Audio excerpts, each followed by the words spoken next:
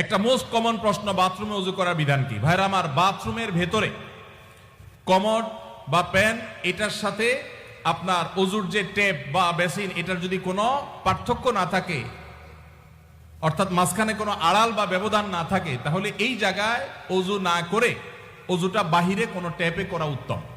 কেন? কারণ ওযুর একটা গুরুত্বপূর্ণ সুন্নাহ হলো বিসমিল্লাহ পাঠ করা। টয়লেটের মধ্যে বিসমিল্লাহ পাঠ করাটা মাকরুহ। টয়লেটে বিসমিল্লাহ পাঠ করা কি মাকরুহ? যেহেতু মাকরুহ, অতএব হয় আপনি বিসমিল্লাহ ছাড়া ওযু করবেন, তাহলে ওযুটা একটু ত্রুটিপূর্ণ হলো, আর না হলে বিসমিল্লাহ জোরে পড়বেন, তাহলে আপনি মাকরুহ করলেন। এই জন্য বাথরুমের বাইরে বিসমিল্লাহ পড়ে ওযু করবেন। পাও ধোয়াটা বেসিনে ধোয়ার ব্যবস্থা নাই, ভেতরে যায় ধুলেন, বাস, তাহলে হয়ে গেল। আর যদি বাহিরে কোনো বেসিন না থাকে, কোনো টেপ না থাকে, তাহলে টয়লেটের ভিতরেই ওযু করতে পারবেন, কিন্তু বিসমিল্লাহটা মনে মনে বলবেন। আর যদি নিজের বাসা হয়, তাহলে সেক্ষেত্রে মাঝখানে পার্টিশন দিয়ে দিলেন কমোড এবং ওযুর, অথবা আজকাল প্লাস্টিকের পর্দা পাওয়া যায়, সেগুলো দিয়ে দিলেন, তাহলে ইনশাআল্লাহ আপনার সেখানে বিসমিল্লাহ বলতে কোনো অসুবিধা নাই।